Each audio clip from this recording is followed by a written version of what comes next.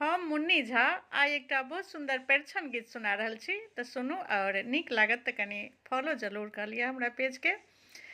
परिछन चलियौ सासु सुंदर जमैया हे सोहाबनी लागे।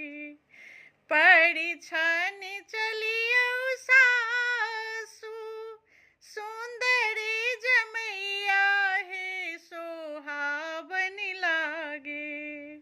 सुंदरी डली बालियन सजाई हे सोहाबनी लागे।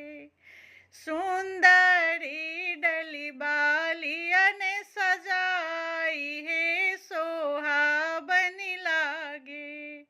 चानन काजरी लाए डली बा सजाबू हे सोहाबनी लागे। चानन काजरी लाए डली बा सजाबू हे सोहाबनी लागे। मानिकल सुप्रहलाद हे सोहाबनी लागे। मानिकल सुप्रहलाद हे सोहाबनी लागे। देरी जून करियौ सासु देरी जून करियौ सासु परिछन चलियौ हे सोहाबनी लागे। देरी जून करियौ सासु परिछन चलियौ हे सोहाबनी लागे।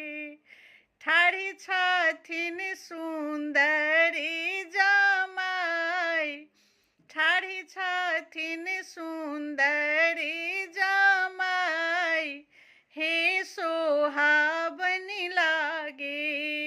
ठाढ़ी छथिन सुंदरी जमाई हे सोहाबनी लागे।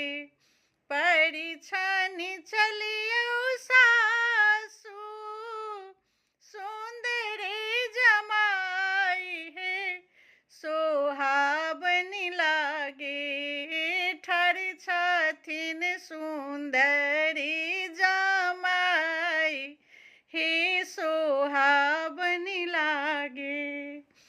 कनी नीक लागत तऽ कनी सपोर्ट जरूर कर दियो और कनी हमरा पेज के फॉलो कर लिया। हम अपना मिथिला के पारंपरिक लोकगीत गाबै छियै तऽ कनी सपोर्ट करियो सब गोटा और कनी कमेंट लाइक सेहो कऽ देबै।